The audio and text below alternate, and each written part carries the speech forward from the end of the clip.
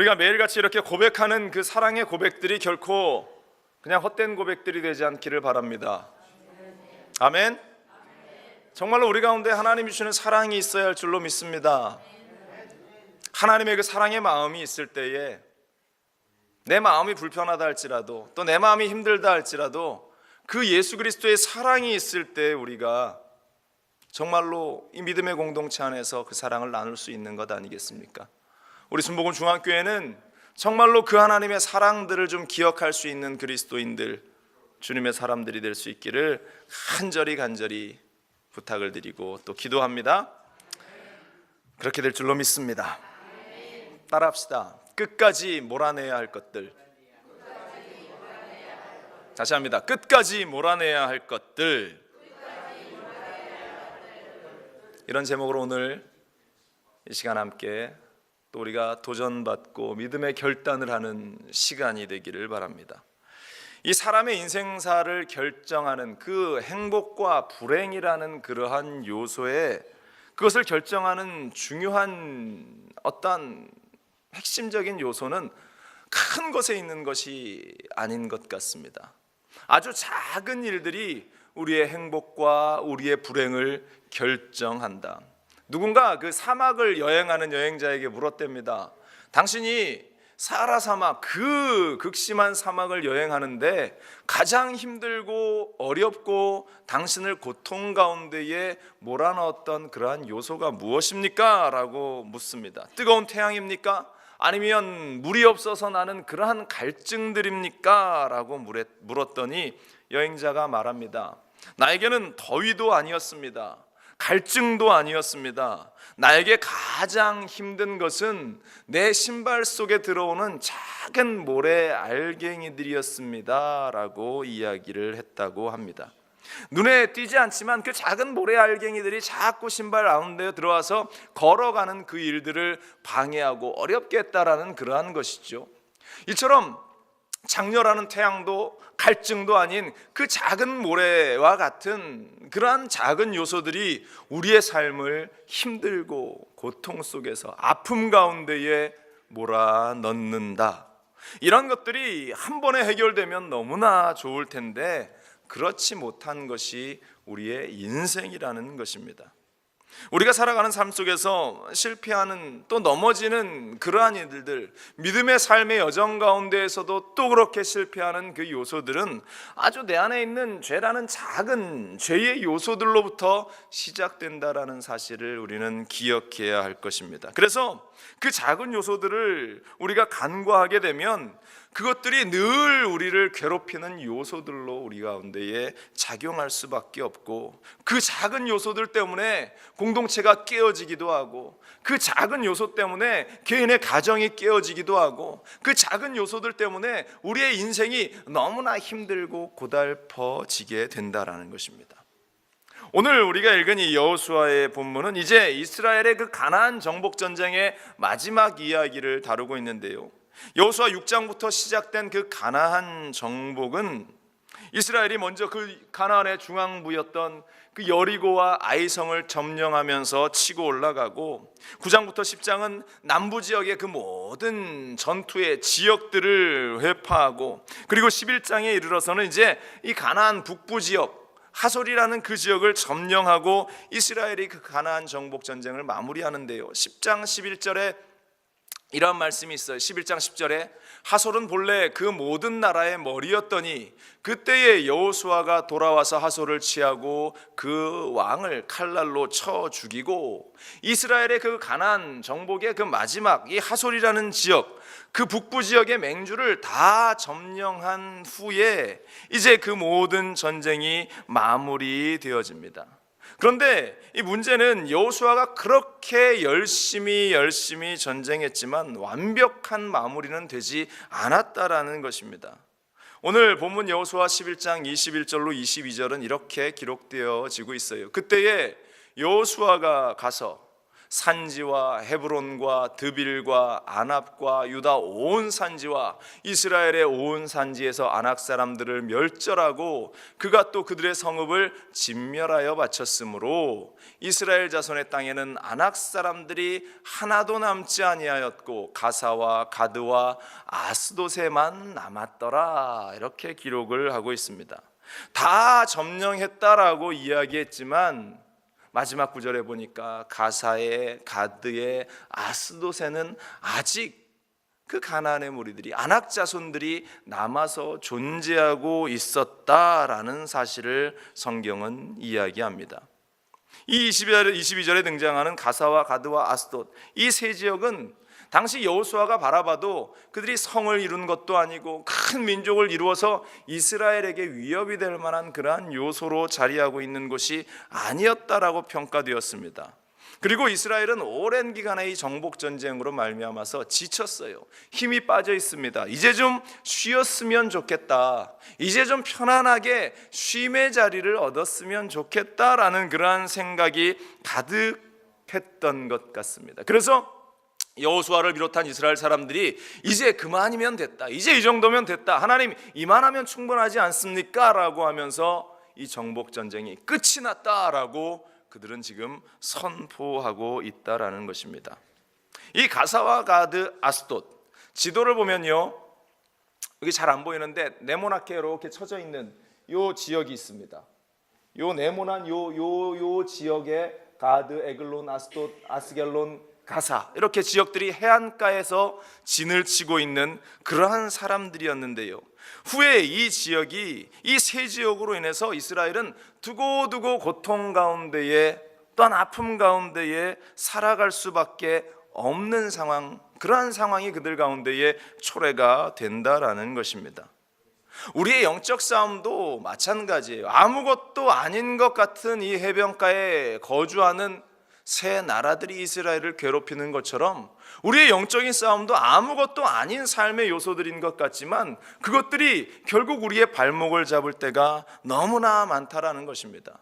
우리는 영적인 싸움을 치러 나가면서 늘 이 정도면 충분하지 않은가? 내 믿음이 이 정도면 충분하지 않은가?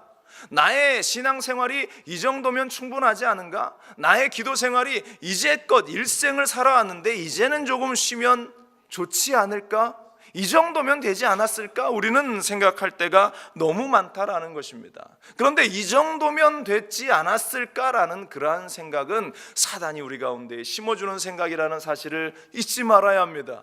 우리 교회가 이 정도면 됐지라고 하는 생각이 든다면 여러분들, 사단이 여러분들 마음 가운데 심어준 겁니다.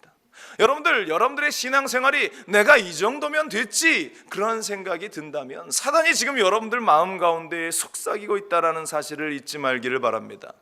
여러분들 사람과 사람과의 관계에서 내가 이 정도면 되었지라고 생각하면 그것은 사단이 여러분들에게 주는 마음이라는 사실을 잊지 말기를 바랍니다. 이 정도면 되는 것은 없습니다. 주님 오시는 그날까지 우리는 끝까지 낮아지고 무릎 꿇고 기도하고 성령의 충만을 위해서 우리는 발버둥 치는 인생들이 되어야 하는 것입니다. 아멘. 먼저 이 세 지역의 특성을 우리가 함께 생각해 보기를 원하는데요, 이 지역들은 어떠한 특징적인 요소를 가지고 있었는가? 먼저 이 가사라는 곳은 삼손이 데릴라를 만난 그러한 장소입니다. 사사기 16장 1절에 보면 이러한 말씀이 기록되어 있어요. 삼손이 가사에 가서 거기서 한 기생을 보고 그에게 들어갔더니, 이 가사라는 이 지역은 삼손의 이야기와 연결이 되는데요, 삼손이 그곳에서 기생을 만나고 뿐만 아니라 데릴라를 만났던 그 지역이에요. 이 사사기 16장 4절에 보면 이후에 삼손이 소래골짜기에 데릴라라는 이름하는 여인을 사랑하매, 이 결국 기생을 만나고 그 여인을 만난 삼손은 결국 치명적인 이성의 유혹에 빠져서 머리도 깎이고 눈알도 빠지는, 그리고 이스라엘 자체도 위험과 치욕의 현장 가운데 내몰리는 그러한 지역이 바로 이 가사라는 지역이었다라는 사실입니다. 그리고 가드라는 지역은 어떠한 배경이 있느냐? 이 가드라는 지역에서 거인이 한 명 태어나는데요, 골리앗이라는 그러한 인물이 태어납니다. 그 골리앗이 이스라엘과 함께 싸움을 치러 나가며 이스라엘에 끊임없는 고통, 아픔을 주었던, 그 치욕을 주었던 골리앗. 이 사무엘상 17장 4절에 보면 블레셋 사람들의 진영에서 싸움을 도두는 자가 왔는데 그의 이름은 골리앗이요 가드 사람이라. 그의 키는 6규빗 1뼘이다. 이 골리앗의 존재만으로도 공포와 두려움이 되었던, 이 골리앗 앞에서 벌벌 떨고 있는 그 이스라엘 백성들의 모습을 우리는 잘 기억합니다. 그리고 세 번째 지역 아스돗이라는 그러한 지역이 오늘 등장하는데요, 바로 이 아스돗은 블레셋과 이스라엘의 그 싸움 가운데에 이스라엘이 이 언약궤를 빼앗겨 버리고 맙니다. 언약궤를 빼앗기고 이 블레셋 사람들이 그것을 탈취해서 이 아스돗이라는 곳으로 가져 놓았던 그 사건의 현장, 사무엘상 5장 1절과 2절은 말합니다. 블레셋 사람들이 하나님의 궤를 빼앗아 가지고 에벤에셀에서부터 아스돗에 이르니라.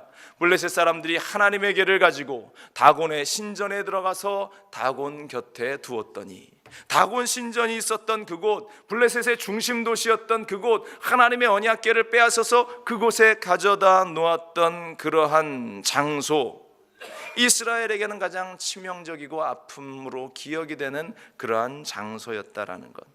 여러분들, 이 세 장소가 처음 이 이스라엘의 정복 전쟁 가운데에서 큰 문제가 되었던 장소는 아니었습니다. 그런데 이것이 시간이 지나서 보았더니, 이것을 완전히 해결하지 않았더니 이스라엘에게 치명적인 요소로, 이스라엘에게 고통을 주는 그러한 요소로 작용하게 되었다라는 사실, 여러분들, 이것이 오늘날 이 땅을 살아가는 우리에게 어떻게 적용이 되는가? 여러분들, 우리는 하나님의 용서를 받은 자들입니다. 하나님께서 우리를 구원하시고 하나님의 자녀로 우리를 불러주셨단 말입니다. 성경은 우리에게 이렇게 말합니다. 고린도후서 5장 17절은 그런즉 누구든지 그리스도 안에 있으면 새로운 피조물이라. 이전 것은 지나갔으니 보라 새 것이 되었도다. 고린도후서 5장 17절은 우리에게 말하고 있어요. 새로운 사람이 되었다, 새로운 존재가 되었다, 우리에게 끊임없이 말하는데, 문제는 그렇습니다. 내가 새 것이 되었는데 내 속에는, 우리 안에는 아직 여전히 해결되지 않는 그 요소들이 존재하고 있다라는 것입니다. 가사와 가드와 아스돗처럼 우리 가운데에 그 요소들이 자리를 잡아서 여전히 주체할 수 없는 그러한 인간적인 모습, 여전히 주체할 수 없는 그 혈기방자한 나의 모습, 여전히 주체할 수 없는 내 안에 일어나는 그러한 탐욕과 음욕들, 여전히 내 안에 존재하는 그러한 우상숭배의 모습들, 여전히 그렇게 존재하는 그러한 인간적인 생각들과 사고들, 그런 작은 요소들이 끊임없이 변화된 우리에게 예수 그리스도의 사람으로 살지 못하게 만들고 있다라는 것입니다.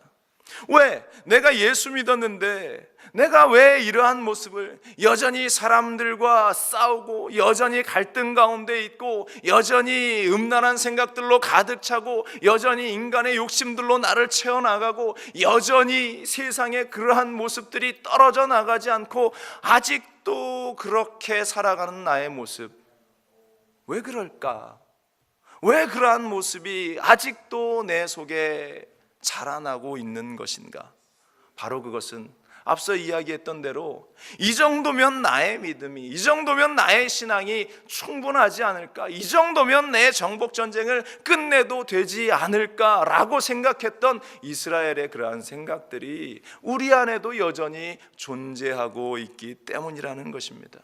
그러면서 우리는 세상과 타협합니다. 세상의 것을 따라 나갑니다. 세상의 성공을 추구하려고 애씁니다. 그러다 보면 우리의 믿음은 조금씩 갉아먹어져서 벌레를 타는 그러한 과일의 그 모습처럼 결국 우리의 삶은 위기에 빠지고 갈등 가운데 놓여지게 되고 힘들고 어려움 속에 우리는 허우적대는 그러한 인생을 살아갈 수밖에 없다라는 것입니다.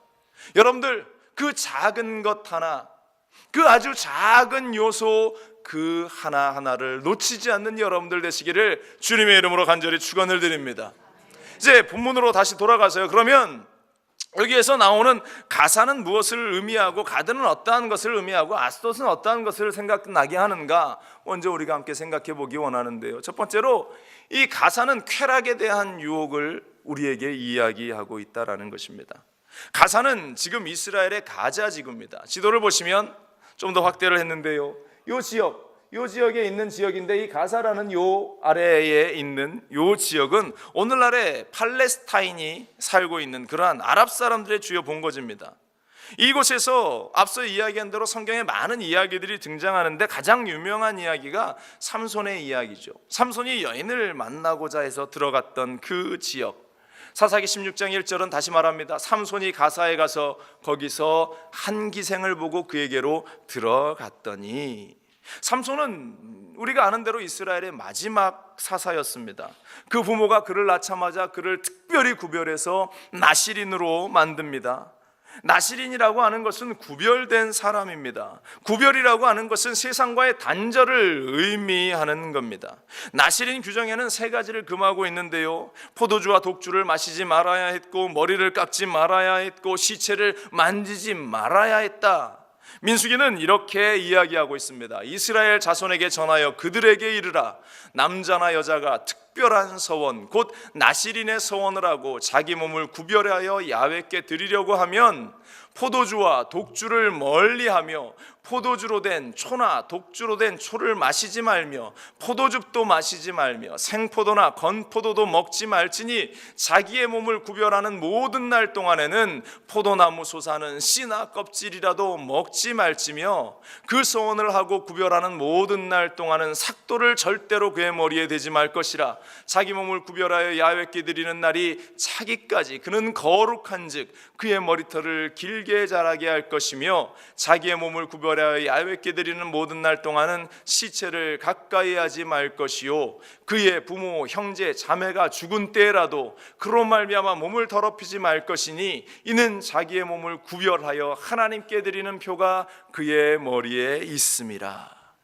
성경은 나실인의 규정에 대해서, 하나님께 드려진 그 사람 나실인에 대해서 이렇게 강력하게 이야기합니다. 삼손은 어릴 때부터 이렇게 구별되었어요. 이 나실인은 자신의 부모가, 형제가 죽었을지라도 그 시체를 가까이 해서는 안 된다라는 그 규정하에서, 이 삼손은 그러한 것들을 너무나 잘 듣고 자라난 아이였겠죠. 그런데 그는 너무나 그것을 잘 알았지만 아는 것만 가지고는 불가능했다라는 것입니다. 이 알면서 하지 않는 것도 중요하지만 무조건 안 해야 하는 것이 아니라 그것을 안 할 수 있는 힘이 그 가운데에 있어야 하는데, 인간의 힘으로는, 인간의 노력으로는 절대 불가능하다라는 것입니다. 인간의 노력으로는 아무리 발버둥 쳐도 한계가 꼭 다가오게 된다. 그래서 그 유혹 앞에 넘어질 수밖에 없는 것이에요. 그래서 우리에게 필요한 것이 무엇입니까? 우리가 이 사단의 유혹을 이겨내기 위해서 필요한 것, 바로 그것이 성령 충만이라는 것이에요. 성령의 역사가 있을 때 우리는 나에게 다가오는 그 유혹들을 이겨낼 수 있다라는 것입니다. 성령이 거룩해 하시는 능력으로 우리를 붙잡아 주셔야 그 유혹들을 우리는 이겨낼 수 있어요. 오늘날 얼마나 많은 그러한 성적인 유혹들이 우리 가운데에 다가옵니까? 내가 벽을 보고 돌을 닦는다고 그러한 유혹에 이겨낼 수 있겠어요? 수도를 한다고 내가 이겨낼 수 있겠습니까? 이번 우리 부흥성회의 주제가 성령, 거룩해 하시는 능력이었는데, 성령이 우리를 거룩해 하셔야만 우리는 그 싸움 가운데에서 이길 수 있게 된다라는 사실입니다. 여러분들, 성령의 거룩함을, 또한 성령의 충만함을 늘 유지하는 여러분들 되시기를 간절히 축원을 드립니다. 성령의 충만함을 위해서 우리는 발버둥 쳐야 어떠한 시험의 유혹도, 이성적인 유혹도, 사탄의 유혹도 이겨낼 수 있다라는 것입니다. 시편 1편 1절에 다윗은 이렇게 이야기합니다. 복 있는 사람은 악인의 꾀를 따르지 아니하며 죄인의 길에 서지 아니하며 오만한 자들의 자리에 앉지 아니하고, 하지 말라고 이야기합니다. 악인들의 꾀를 따라서는 안 돼. 죄인의 길에 서서도 안 돼. 오만한 자의 자리에 서서도 안 돼 라고 이야기합니다. 그런데요, 중요한 것은 안 돼, 안 돼, 안 돼라고 이야기한 것으로 충분하지 않다라는 것. 그래서 2절에 다윗은 이렇게 고백합니다. 오직 야훼의 율법을 즐거워하여 그의 율법을 주야로 묵상하는도다. 야훼 하나님의 말씀이 있을 때에 안 돼 한 것들을 진짜 안 하고 내가 이겨낼 수 있는 힘이 된다라는 것, 하나님의 말씀이 내 안에 있고 성령의 충만함이 내 안에 있을 때에 우리가 수많은 유혹을 이겨낼 수 있다라는 것입니다. 아멘. 여러분들 성령의 충만함을 받기를 바랍니다. 매일 하나님의 말씀을 묵상하며 그것을 가지고 승리하는 여러분들 되시기를 주님의 이름으로 간절히 축원을 드립니다. 구별하는 것으로는 충분하지 않아요. 안 하는 것으로는 충분하지 않습니다. 구별할 수 있는 능력, 안 할 수 있는 능력이 있을 때에 아는 것으로 충분하지 않은 그것이 우리에게 완성되어질 줄로 믿습니다. 이 삼손에게 다가왔던 이 성적인 유혹들, 인간 안에 있는 그러한 성적인 본능은 결코 죄가 아닙니다. 하나님께서 우리에게 주시는 축복이에요. 그를 통해서 우리의 자손이 번성하게 되고 하나님의 은혜의 사람들, 하나님의 사람들이 이 풍성하게 되라고 하신 것이 하나님의 명령인데, 그래서 그것은 거룩한 것인데 문제는 무엇이냐? 우리 안에 사단이 그 틈을 비집고 들어와서 음욕의 마음을 품게 하는 데 있다라는 것입니다. 여러분들, 건강한 성적인 그러한 본성은 가정이라는 그러한 아름다운 울타리 안에서 그것이 자라나는데, 그것이 가정을 벗어나게 되면 타락의 길로, 멸망의 길로 가게 되는 것이에요. 오늘날 많은 세상이 얼마나 이 성적인 타락 가운데에, 이 문제 가운데 휩싸입니까? 한국에도 이 간통이라는 사법제도가 없어지면서 얼마나 그러한 성적인 자유로움이, 문란함이 넘쳐나는지 이루 말할 수 없는 그러한 환경 속에서 우리가 하나님이 주신 이 거룩한 성이라고 하는 그러한 요소를 망각해버리면서 자기의 자의대로, 자신의 생각대로 그것을 판단해버리기 시작한다라는 사실, 믿는 사람인 우리들은 기도해야 합니다. 여러분들, 감이 주렁주렁 매달려 있는 것, 이 가을에 이제 막 감들이 매달릴 텐데, 감이 매달려 있는 것을 보면 얼마나 아름답고 좁습니까? 그것은 아름다운 것입니다. 그런데 문제는 우리가 막대기를 쳐드는 순간에 발생되기 시작합니다. 막대기를 딱 들고 그 아름다운 감을 내 것으로 만들어버리라 막 흔들면서 따기 시작하면, 그때는 우리가 죄악 가운데에 휘둘려지게 되는 것이에요. 우리의 마음 가운데에 그러한 일들이 생겨나지 않도록, 다윗은 고난 가운데 있었습니다. 사울에게 늘 쫓겨다니는데 다윗은 사울을 보면서 죄를 짓지 않았어요. 내가 사울에게 반드시 복수하리라, 그러한 생각 없었습니다. 그런데 이 다윗이 밧세바를 보기 시작하면서 그는 그 죄악 가운데에 노출이 되기 시작했고, 그 밧세바의 아내, 남편인 우리아를 전쟁터에 내보내면서 그를 죽이고 살인자라는 그러한 오명을 쓰게 되는 그러한 다윗의 모습을 우리는 기억하지 않습니까? 여러분들, 하나님이 주신 그 마음, 하나님이 주신 그 소중한 것들을 사단에게 속아서 잘못된 것들로 우리가 타락의 길을 걷지 않게 되기를 주님의 이름으로 간절히 축원을 드립니다. 삼손에게는 그것을 안 할 수 있는, 그러한 구별할 수 있는 힘이 있었어야 하는데, 너무나 많은 것을 듣고 알기는 알았지만 그것을 구별해서 이겨낼 수 있는 그 하나님이신 능력이 그 안에 없었기 때문에 그는 실패하고 넘어지게 되었다라는 사실, 사사기에 보면 삼손의 그 이야기를 읽어 내려가면 삼손이 내려가니라, 삼손이 여자를 보고, 이러한 말들이 자꾸 반복되어서 나와요. 그가 가서 보고, 그가 가서 보고, 가서 기생을 보고, 가서 여자를 보고 자신의 것으로 만들려고 하니 그러한 죄악 가운데에 놓였다. 여러분들, 요셉이 승리할 수 있었던 비결이 무엇입니까? 성경은 이렇게 이야기합니다. 창세기 39장 10절에 여인이, 그 집 주인 여인이 날마다 요셉에게 청하였으나 요셉이 듣지 아니하고 동침하지 아니할 뿐더러, 뭐라고요? 마지막 절 함께 읽습니다. 함께 있지도 아니하니라. 함께 있지도 아니했다라는 것입니다.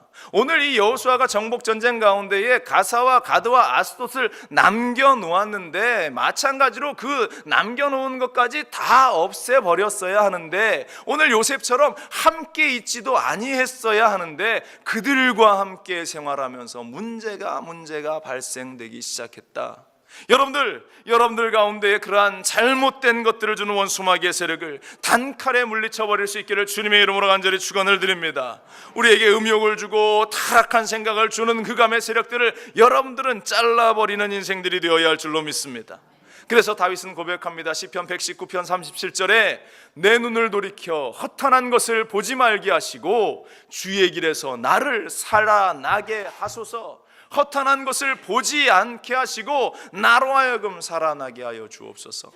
여러분들이 다윗의 고백이 여러분들의 것이 될 수 있기를 주님의 이름으로 간절히 축원을 드립니다.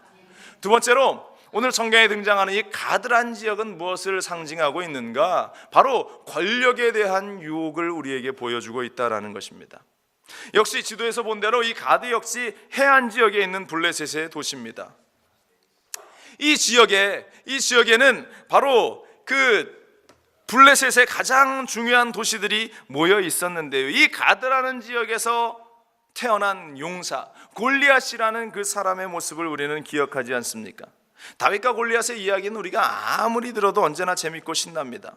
다윗이 물맷돌을 던져서 골리앗을 쓰러뜨린 그 사건, 그것은 우리에게 얼마나 짜릿한 승리의 소식을 주는지 모르는데, 하지만 골리앗이 넘어졌다고 할지라도 그것이 해결되지는 않았습니다. 블레셋은 끝까지 이스라엘에게 고통을 주는 위협적인 존재로 자리하게 되는데요.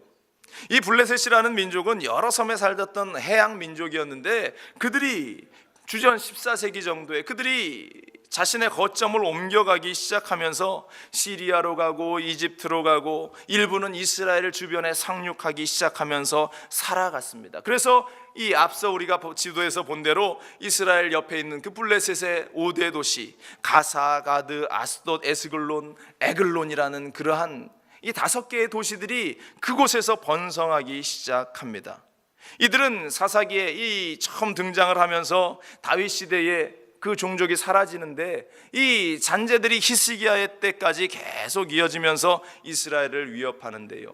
이 가드라는 지역, 이 골리앗이 태어난 이 가드라는 이 블레셋의 지역이 우리에게 주는 그러한 요소는 바로 이 철제의 문명과 하나님의 사람이 대결하는 그러한 모습을 보여주고 있어요. 힘과 또한 하나님의 대결 구도, 세상과 하나님의 대결 구도를 우리에게 보여줍니다.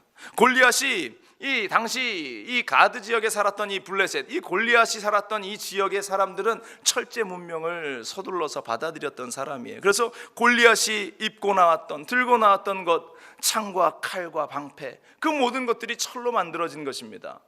사무엘상 17장 45절에 보면 다윗이 블레셋 사람에게 이르되 너는 칼과 창과 단창으로 내게 나오거니와 나는 만군의 야훼의 이름 곧 내가 모욕하는 이스라엘 군대의 하나님의 이름으로 내게 나아가노라. 지금 이 골리앗은 칼과 창, 철로 만든 칼과 창과 갑옷을 입고 등장을 하지만 다윗이 들고 나갔다는 것은 무엇이에요? 물맷돌 하나입니다. 아직 이스라엘은 이 철기 문명이 들어오지 않았던 그러한 시대적 배경을 가지고 있는데요. 그래서 더욱 하나님을 의지할 수밖에 없는 그러한 사람들, 바로 이 골리앗이 보여주는 이 모습이 세상의 힘과 권력을 이야기하고 있는 것입니다. 모든 사람들은, 사람의 본성은 힘을 추구합니다. 히틀러 같은 그러한 독재자가 그 힘으로 사람들을 누르면 그것이 최고라고 생각했습니다. 그래서 2차 대전을 일으키며 온 세상을 전쟁 가운데에 몰아넣게 되는데요. 재밌는 것은 인생들이 그 독재자들을 보면서요 손가락질합니다, 욕합니다. 그런데 사람들의 본성 가운데에는 나에게도 저런 힘이 좀 있었으면, 나에게도 저러한 권력이 좀 있었으면 하는 생각을 모든 사람들이 가진다라는 것입니다. 그래서 오늘날 사람들이 생각하는 성공이라는 이 단어는 그 안에 힘을 가지고 있다라는 사실을 내포하고 있는 것이에요. 힘의 상징, 능력의 상징. 그래서 그 힘과 능력을 가지고 내가 세상을 지배해 보리라라고 생각하는 그러한 요소들, 바로 그것이 골리앗을 통해서 보여주는 우리의 모습이에요. 오늘날 그 힘의 가장 핵심적인 자리에 잡고 있는 것이 무엇입니까? 돈이라는 것이에요. 우리가 돈이 없으면 왠지 불안하고, 돈이 없으면 왠지 초조하고, 내 지갑 안에 돈이라도 몇 푼 있으면 괜히 든든하고 내가 힘이 있는 것 같은 그러한 생각을 가지는데, 돈이 떨어지고 주머니가 헐렁헐렁해지면 불안하고 초조해서 어찌할 수 없이 살아가는 그러한 인생들, 돈이 힘으로 우리에게 작용하고 있다라는 것입니다. 그러나 여러분들이 잊지 말아야 할 것은, 우리가 의지할 것은 세상의 돈이 아니고 세상의 힘이 아니고 우리 하나님 야훼 하나님이라는 사실을 잊지 말아야 할 줄로 믿습니다. 이스라엘 백성들은 이 권력의 힘이 가득한 가드를 남겨놓음으로 말미암아서 그들은 결국 고통 가운데에 그들은 휩싸일 수밖에 없었다라는 것, 여러분들 돈이 아니라 힘이 아니라 하나님을 의지할 수 있는 여러분들 되시기를 간절히 축원을 드립니다. 우리는 내 속에 있는 그 힘의 유혹을 다스려 나가야 합니다. 우리 안에 있는 그러한 골리앗을 늘 경계해야 할 줄로 믿습니다. 바로 우리가 다스려야 할 것은 내 안에 있는 가드, 그 힘의 유혹을 뿌리째 뽑아내버리는 인생들이 되어야 한다는 사실입니다. 마지막 앗솥에 관한 이야기입니다. 앗솥은 어떠한 것을 상징하고 있느냐? 바로 우상 숭배에 관한 유혹이라는 것입니다. 이 앗솥, 앞서도 이야기했듯이 이스라엘의 법궤를 빼앗긴 사건이 이 앗솥에서 등장을 하게 됩니다. 사무엘상 5장 1절로 2절입니다. 블레셋 사람들이 하나님의 궤를 빼앗아 가지고 에베네셀에서부터 아스돗에 이르니라.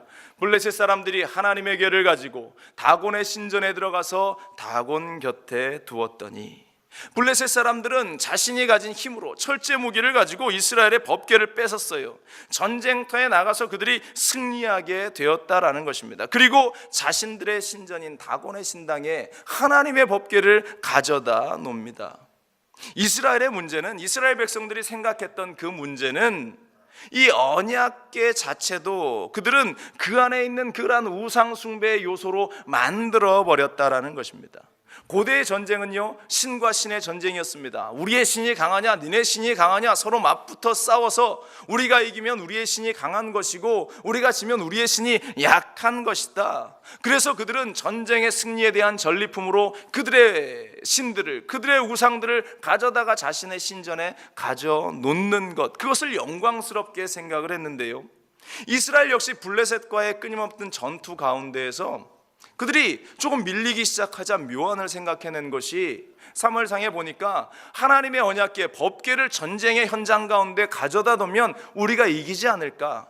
아마도 이스라엘 백성들이 요단을 건널 때의 언약궤가, 법궤가 맨 앞에 쫙 서서 그들이 걸어 나갈 때 요단 강물이 쫙 갈라졌던 것을 기억했는지 모릅니다. 그들이 여리고성을 돌면서 이 언약궤를 선두에 세워서 그들이 여리고성을 보면서 외치자 그 성이 무너졌던 것들을 그들이 기억하면서 이 언약궤에 하나님의 능력이 있고 힘이 있다라고 생각한 듯합니다. 그래서 전쟁에 밀리자 전쟁의 현장 가운데 이 언약궤 법궤를 가져다 놓았는데, 그 결과는 블레셋의 승리로 끝나고 말았습니다.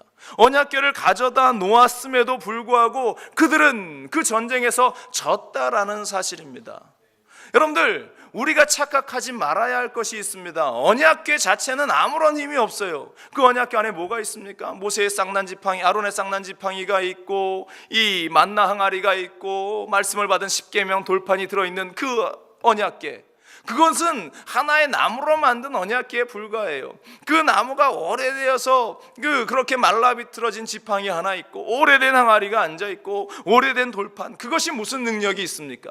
중요한 것은 그 안에 역사하셨던 하나님의 능력인데, 그 안에 함께 하셨던 하나님의 능력인데 우리는 그것을 잊어버릴 때가 너무 많다라는 사실입니다. 하나님의 능력이 함께 해야만 힘이 있는 것이고 하나님의 능력이 함께해야만 기적이 일어나는데 많은 사람들이 착각한단 말입니다. 여러분들, 많은 능력을 행하는 주의 종들이 있습니다. 기도하고 손 얹고 기도하면 치료가 나고 병자가 고쳐지고 하나님의 역사가 일어나는 그러한 많은 사람들이 있는데, 그 사람들에게 능력이 있는 겁니까? 그 사람의 손길에 능력이 있는 겁니까? 아니라는 것이에요. 그 사람을 사용하는 하나님의 손길이 능력이 있는 것이지, 그 사람과 함께하는 하나님의 그 역사함이 능력이 되는 것이지, 어떻게 우리가 그 능력이 되겠습니까? 어떻게 우리 자신이 그 능력이 되겠습니까? 우리는 그러한 착각 가운데 놓여서는 안 된다라는 것이에요. 하나님이 함께 하시는 곳에 능력이 있음을 알아야 하는데, 이스라엘은 그 법궤 자체가 능력이 있다라고 착각하는 것, 바로 그것이 우상 숭배의 모습이라는 사실을 우리는 기억해야 할 줄로 믿습니다. 물건 자체가 힘이 있는 것이 아니라 힘은 하나님에게 있다, 야훼 하나님에게 있다. 그러니까 이스라엘 백성들이 착각해서 그 언약궤를 들고 나가서 전쟁에 임했는데, 전쟁에 패하고 나니까 이스라엘은 이러한 생각을 갖습니다. 사무엘상 4장 22절에 하나님의 법궤를 빼앗겼으므로 영광이 이스라엘에서 떠났다 하였더라. 언약궤를 내세워 전쟁을 했는데 이 언약궤가 뺏기고 우리가 전쟁에서 지니까 이제는 더 이상 우리는 아무것도 할 수 없는 그러한 미천한 존재이다, 그러면서 슬퍼했다라는 것이에요. 여러분들, 우리 안에 숨어있는 그러한 완전히 해결되지 않는 요소, 바로 그것은 우상숭배의 요소입니다. 사람들은 끊임없이 무언가를 숭배하고 싶어 합니다. 우리 눈에 보이는 그런 어떤 조각, 어떤 우상으로 만들어 놓은 그런 것들에만 국한되는 것이 아니라 우리 인생의 모든 요소들이, 눈에 보이지 않는 더 많은 요소들이 우리에게 우상들로 작용하고 있다라는 것. 다른 말로 하면 하나님에 대한 대용품을 우리가 너무나 많이 가져다 놓으려고 하는 것입니다. 짝퉁 하나님을 우리가 섬겨 나가려고 하는 것입니다. 하나님이 아닌 것을 하나님처럼 섬기는 것. 어떤 사람에게는 돈이 우상 숭배이고, 어떤 사람에게는 권력이 우상 숭배이고, 또 어떤 사람에게는 내 자식이 우상 숭배이고, 또 어떤 사람에게는 내 남편이 우상 숭배가 되어서, 우상이 되어서 내가 그것들을 신처럼 생각하고 그것들이 내 손에서 빠져나가면 우리는 허탈함 가운데, 이스라엘 백성들이 언약궤를 빼앗기면서 하나님의 영광이 이스라엘에게서 떠났다라고 슬퍼하며 울었던 것처럼 우리가 그 허탈함 가운데에 주저앉아 있을 때가 얼마나 많은지. 칼빈이라는 신학자는 사람들은 근본적으로 우상 제조기다라고 이야기합니다. 그러니까 어떻게 해서든지 무언가 자신이 숭배할 수 있는 요소들을 자꾸 만들어 놓으려고 한다라는 사실입니다. 여러분들, 오늘 성경은, 오늘 이 여호수아의 정복 전쟁의 이 마지막 가운데에 남았던 가드와 가사와 아스돗이라는 이 세 요소들, 어떠한 쾌락의 추구함, 또한 힘의 추구함, 또한 우상 숭배로 우상을 추구하는 그러한 요소들, 그것이 우리 가운데에 늘 존재한다라는 사실을 우리는 기억해야 할 줄로 믿습니다. 그러나 중요한 것은 그 요소들을 우리가 말끔히 해결하지 않으면, 완전히 정복해 놓지 않으면 우리는 끊임없이 넘어질 수밖에 없다라는 것. 하나님은 완벽하게 정복하라고 말합니다. 완벽하게 새롭게 되라고 우리에게 이야기합니다. 완벽하게 하나님의 사람이 되어야 한다라고 이야기합니다. 그런데 우리가 서두에 이야기했던 대로 내 나이가 이렇게 많아서, 내가 이렇게 수십 년간 믿음 생활하고 교회에 다녔는데 이쯤이면 충분하지 않겠습니까? 내 연륜이 이 정도면 충분하지 않겠습니까? 내가 이렇게 연륜이 있는데 유혹에 넘어지겠습니까? 내가 시험에 들겠습니까? 여러분들, 그렇지 않다라는 사실입니다. 그것들이 우리에게서 끝까지 뿌리째 뽑혀 나가기 위해서 아마 우리는 주님 오시는 그날까지 발버둥치며 살아야 할 줄로 믿습니다. 바로 그것이 성화의 길이에요. 성화의 길.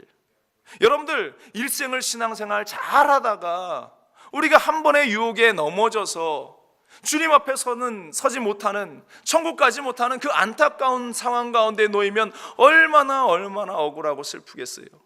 내가 70년 80년 열심히 신앙생활하고 헌신하고 충성하고 봉사했는데 마지막 한순간 내 안에 남아있던 약간의 그것들 때문에 내가 분내고, 내가 유혹에 넘어지고, 내가 시험에 들어서 주님을 떠나버린다면 얼마나 슬픈 인생들인지 우리는 그것을 잊지 말아야 할 줄로 믿습니다. 여러분들, 하나님의 본성은, 하나님이 우리에게 주신 본성은 하나님의 형상과 모양대로 만들어진 너무나 아름다운 모습입니다. 그런데 부패한 우리의 습관은, 부패한 우리의 모습은 하나님이 만들어 놓은 그런 아름다운 본성을 갉아먹으면서 타락의 길로 우리를 이끌어내고 있다라는 사실입니다. 여러분들, 그를 우리가 기억하면서 우리가 기억해야 하는 것이 내 안에 있는 본성을 아름답게, 더욱더 아름답게 하나님의 향기가 드러내도록 만들어가는 것, 바로 그것이 영적인 훈련, 영성 훈련이라는 사실을 우리는 기억해야 할 것입니다. 바로 그것이 신앙생활이라는 사실을 우리는 기억해야 할 줄로 믿습니다. 바로 그것이 성화의 과정이라는 사실을 우리는 잊지 말아야 할 줄로 믿습니다. 그래서 성령님이 우리와 늘 함께 하셔야 한다라는 것이에요. 내 안에 있는 그 가사와 가드와 아스돗, 그러한 아직 존재하고 있는 그 요소들을 우리가 치워버리기 위해서 성령이 우리를 붙잡아 주셔야 하고, 성령 충만을 우리가 매일매일 부르짖는 것입니다. 아멘. 여러분들 성령 충만하시기 바랍니다. 여러분들 성령의 충만함이 여러분들 가운데 있기를 기도하시기를 바랍니다. 성령 충만하지 않으면 우리는 늘 시험에 들고, 성령 충만하지 않으면 우리는 늘 낙심하고, 성령 충만하지 않으면 나도 모르게 가사에 있었던 성적인 요소들이, 가드에 있는 힘과 권력의 유혹들이, 아스돗에 있는 하나님을 대신하고 싶어하는 우상 숭배의 모습들이 끊임없이 우리 가운데에 다가온다라는 것. 여러분들, 가나안의 정복 전쟁을 이제 이쯤만 하면 됐지라고 그냥 멈추어 버렸던 이 여호수아의 모습, 이스라엘의 모습이 우리 가운데에 있지 않기를 바랍니다. 주님 오시는 그날까지 우리는 끝까지 그 싸움, 끝까지 그 영적인 전투 가운데에서 우리는 승리해야 합니다. 끝까지 그 모든 우리에게 악함을 주는 요소들을 우리는 몰아내야 할 줄로 믿습니다. 여러분들 기도하시기 바랍니다. 더욱더 기도하시기 바랍니다. 성령 충만을 구하는 여러분들 되시기를 바랍니다. 성령이 나를 다스려 주옵소서. 하나님에 의해서 완전히 지배되는 나의 삶이, 나의 모습이 되게 하여 주옵소서. 여러분들 그렇게 기도할 때에 우리 하나님께서 우리를 붙잡아 주실 줄로 믿습니다. 너무나 안타까워요.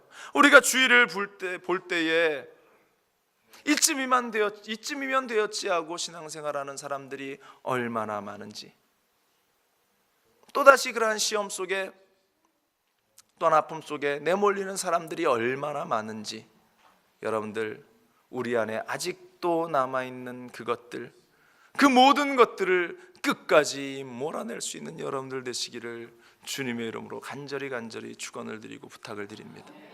다시 한번 말씀드립니다. 성령의 충만함이 우리 가운데 있어야 합니다. 성령의 역사함이 내 안에 있어야 합니다. 거룩해 하시는 성령의 능력이 내 안에 있을 때에 끝까지 해결되지 않은 그 요소들이 반드시 해결될 것을 저는 확신합니다. 함께 기도하고 승리의 길을 걸어나가는 우리 모두가 되시기를 주님의 이름으로 간절히 축원을 드립니다. 기도하겠습니다.